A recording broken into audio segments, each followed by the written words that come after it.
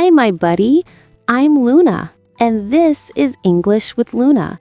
I'm really happy to have you here because today we're going to talk about something that can transform the way you speak English, thinking in English instead of translating. Many learners make the same mistake. They listen in English, translate every word into their native language, think about an answer, translate it back, and only then they speak. That process takes too long. It makes your brain work harder, and it slows down your fluency. But real fluency begins when your mind starts to connect ideas directly in English. When that happens, you speak faster, you feel more confident, and English becomes part of your daily life. Don't worry, this is not something that happens overnight. But today, I'm going to show you some simple exercises using slow listening and shadowing to help your mind start thinking in English more naturally, step by step. So, are you ready to train your brain in a new way? Let's go a little deeper.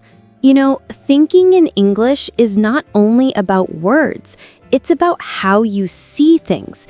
For example, when you walk outside, try to notice what you see. Maybe you think, the sky is blue, the sun is warm, the wind feels nice. You don't need to say it out loud, just think it.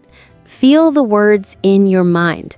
That's already English living inside your thoughts. Sometimes people tell me, Luna, I forget the words. And I say, that's okay. Forgetting is normal. What matters is that you try. Because every time you try to think in English, even for 1 second, your brain learns a new way to connect things. You can do it when you're cooking, walking, or waiting for the bus. You can say to yourself, I'm cooking dinner. I'm walking to school. I'm waiting for the bus. Small phrases, simple ideas. But every time you do that, you're training your brain. And you know what's beautiful? One day, you'll notice that English thoughts come first. You'll see something, and the English word will just appear. No translation, no effort, just flow. So, keep it simple, keep it real, and let English live in your moments, little by little, word by word. This idea of thinking in English reminds me of my dad, Nicholas. He didn't grow up speaking English, so at first, it was really hard for him. He once told me that when he tried to talk, his mind felt heavy, like he had to move every word from one box to another before speaking. He said things like, I know the words, but they don't flow. He used to pause a lot. He would try to translate in his head, and sometimes he just stayed quiet because he was afraid of saying something wrong. But one day, something changed. He stopped trying to make perfect sentences and started connecting English to real feelings.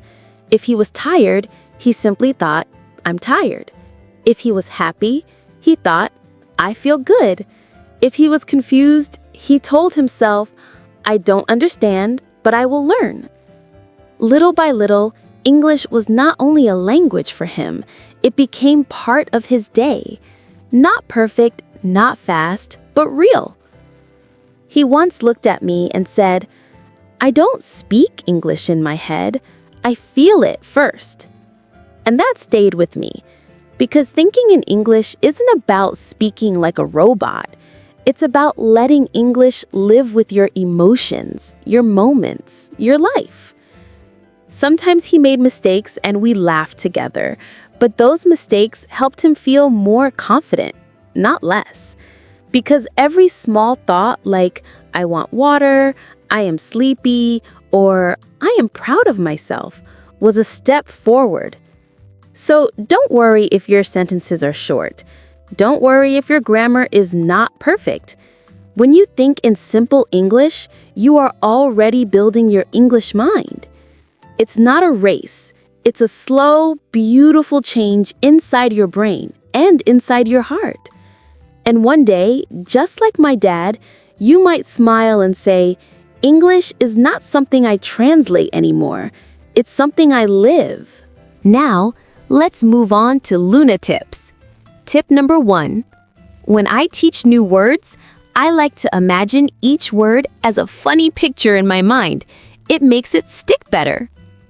Tip number 2. Try making tiny stories with the vocabulary you learn. Your brain remembers stories faster than lists. Tip number 3. When practicing speaking, pretend you're a dramatic actor. You'll feel braver and speak more naturally. Tip number 4. You don't need to understand everything perfectly. Take it slowly and trust your progress. Tip number 5. I always start my human students with the most common phrasal verbs. It helps them gain confidence quickly. Well, those were the Luna tips. I hope you loved this video. Tell me in the comments what you'd like to see in the next episode, what things we could add. And don't forget to subscribe and share this video with your friends. It's like interacting with all of you. Thanks for watching this video, and this was English with Luna. Bye-bye!